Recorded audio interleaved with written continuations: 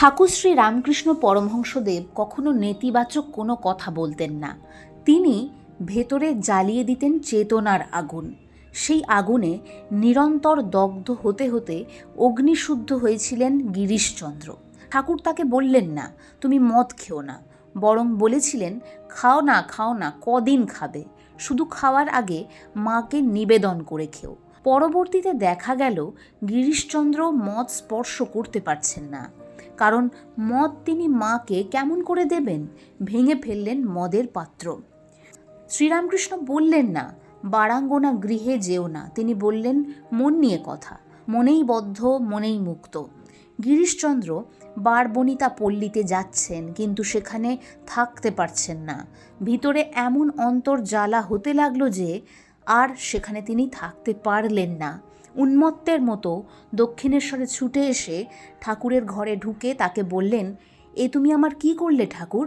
তার মুখ থেকে সব কথা শুনে শ্রীরামকৃষ্ণ খলখল করে অট্ট হাসিতে ফেটে পড়লেন।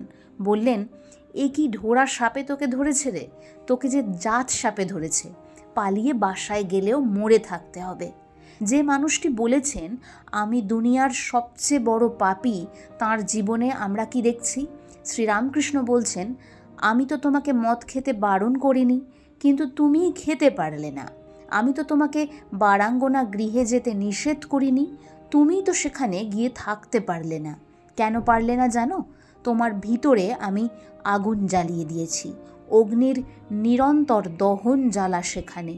সাধ্য কি তোমার পতনের সেই গভীর গহ্বরে নিজেকে তুমি নিমজ্জিত করবে? তোমাকে আমি প্রতি মুহূর্তে পুড়িয়ে পুড়িয়ে খাঁটি সোনা করে নেব, তোমাকে আমি অগ্নি শুদ্ধ করে নেব।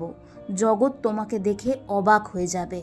শ্রীরামকৃষ্ণের দংশন এমনই মারাত্মক।